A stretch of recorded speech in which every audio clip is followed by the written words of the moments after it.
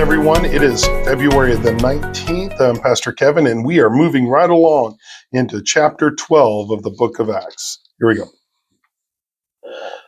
About the time King Herod cruelly attacked some of those who belonged to the church, and he killed James, John's brother, with a sword, when he saw that it pleased the Jews, he proceeded to arrest Peter too, during the day of unleavened bread.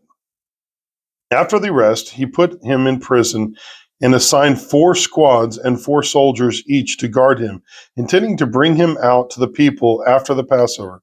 So Peter was kept in prison, but prayer was being made earnestly to God for him by the church.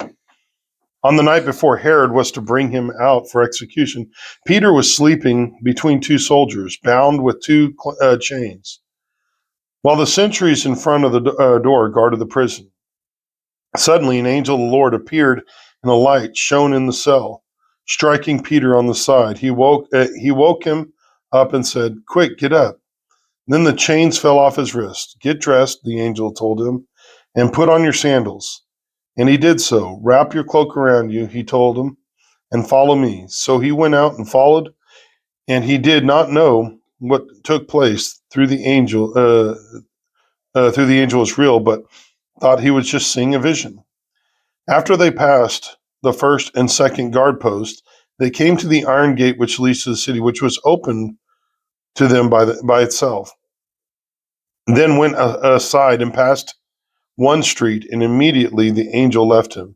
Then Peter came to himself and said, "I know for certain that the Lord has sent his angel to rescue me from Herod's grasp and from all that the Jewish people expected." When he realized this, he went to the house of Mary, the mother of John Mark, where many had assembled and were praying. He knocked on the door in the gateway, and the servant named Rhoda came to answer.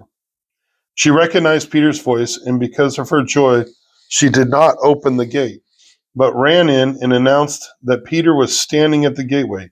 "You're crazy," they told her, but she insisted that it was true. Then they said, It's his angel."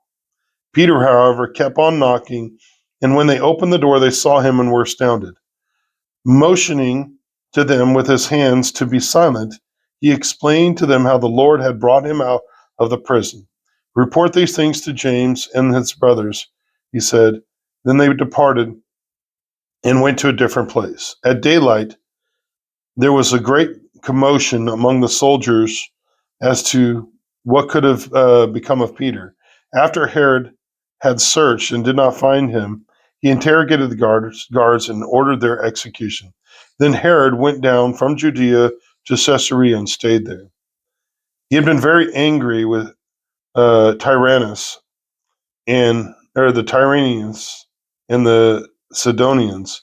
Together they presented themselves before him, and having won over Blastus, who was in charge of the king's bedroom, they asked for peace because their country was supplied with food from the king's country. So on an appointed day, dressed in royal robes and seated on the throne, Herod delivered a public address to them. The populace began to shout, "It's the voice of God and not of man." At once, an angel of the Lord struck him because he did not give glory to God, and he became infected with worms and died. Then God's message flourished and multiplied, and Barnabas and Saul returned to Jerusalem after they had completed their relief mission, on which they took John Mark. All right, friends, that's chapter 12. We'll see you tomorrow. God bless.